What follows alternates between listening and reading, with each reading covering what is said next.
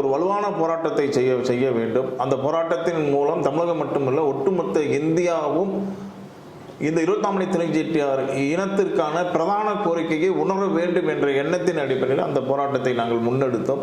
2015 பிப்ரவரி மாதம் வாக்கில் ஒரு மாநில தலைவிய அளவில் உண்ணாவிரதம் இருப்பதற்கான ஏற்பாடுகளை செய்தோம். அதற்கு நாங்கள் மாண்புமிகு அன்றைய முதல்வர் அம்மா அவர்களை அணுகி அவர்களிடம் கேட்டபோது அவர்கள் அனுமதி கொடுத்தார்கள்.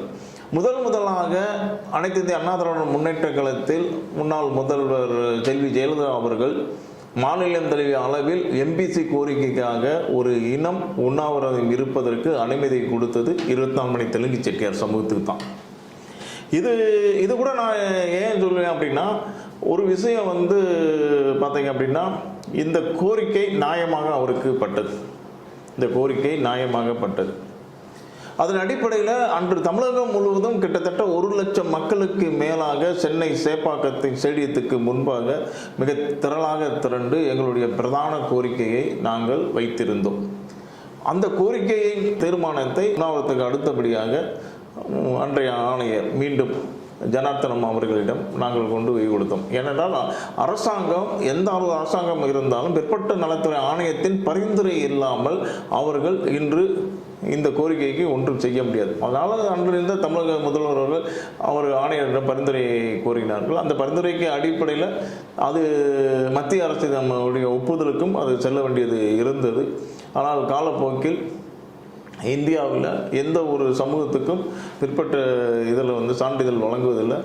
தாமதங்கள் தொடர்ந்து கொண்டு தான் இருக்குது. இப்போ வரைக்கும் தாமதங்கள் தொடர்ந்து கொண்டு தான் இருக்குது. சார், எம்பிசி கோரிக்கைக்காக சட்டமன்றத்தில் தொடர்ந்து வலியுறுத்தினீங்களா சார்? அதை பற்றி கொஞ்சம் சொல்லுங்கள் சார். இல்லை, அது ஒரு அருமையான ஒரு நிகழ்வு.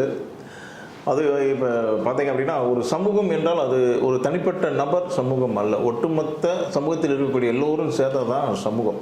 ஆரம்பத்திலே சொன்ன மாதிரி இந்த 24 மணி தெலுங்கு செட்டியார் எம்பிசி கோரிக்கைக்கு பல்வேறு தலைவர்கள், பல்வேறு தன்னார்வலர்கள் கடுமையாக போராடியிருக்காங்க.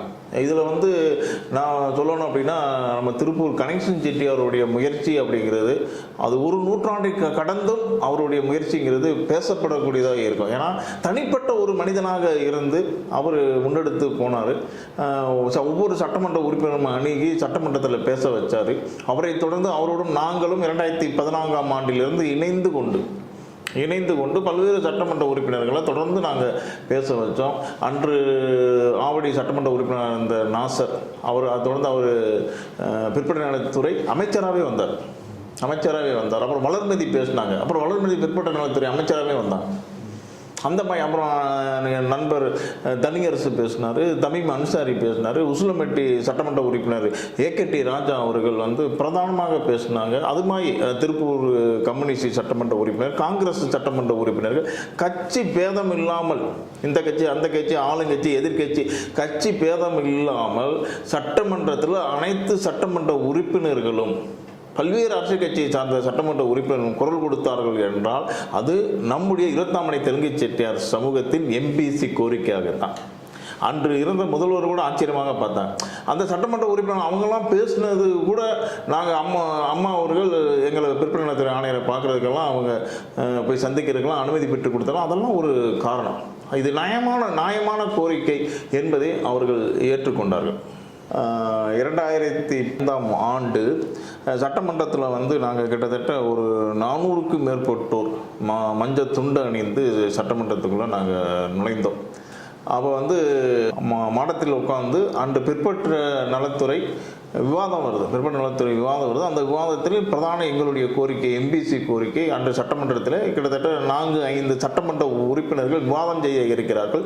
அதை காண்பதற்காக எங்களுடைய மஞ்சத்துண்டை அணிந்து நாங்கள் சட்டமன்றத்துக்குள் செல்லும் பொழுது சட்டமன்றமே பரபரப்பாகிவிட்டது. மஞ்சத்துண்டை அணிந்து போராட்டக்காரர்கள் சட்டமன்றத்தில் நுழைந்து விட்டார்கள் என்று உளவுத்துறை போலீஸ் வாயிலாக சட்டமன்றத்திற்கு பலத்த பாதுகாப்பு ஏற்பாடுகள் செய்யப்பட்டு விட்டது. அப்போ உள்ளே இருந்த சட்டமன்ற உறுப்பினர்களும் ஆளுங்கட்சி பிரமுகர்களும் அமைச்சர் பெருமக்களும் இல்லை. அவர்கள் பிரதான கோரிக்கைக்காக மாடத்தில் அமர்ந்து பார்க்கத்தான் வந்திருக்கிறார்கள் இருக்கிறார்கள் என்று கூறிய பின்புதான் சட்டமன்றத்துக்குள்ளே எங்களை அனுமதித்தார்கள். அன்று முழுவதுமாக சட்டமன்றத்திலே மாடத்தில் அமர்ந்திருந்தவர்கள் 24 மணி தெலுங்கு செட்டியார் சமூகத்தை சார்ந்தவர்கள். அந்த பெருமையை இந்த இனத்துக்காக நாங்கள் பெற்றுக் கொடுத்தோம். அன்று சட்டமன்றத்தில் பல்வேறு சட்டமன்ற உறுப்பினர்கள் அன்று பேசினார்கள். அந்த பிரதான கோரிக்கை சட்டமன்றத்திலே வாதத்துக்கு வரும்பொழுது கூட நம்முடைய இனத்தின் பெரியவர் முன்னாள் சபாநாயகர் அண்ணன் பொள்ளாச்சி ஜெயராமன் அவர்கள் அன்று சபாநாயகராக அமர்ந்திருந்தார். ஆனால்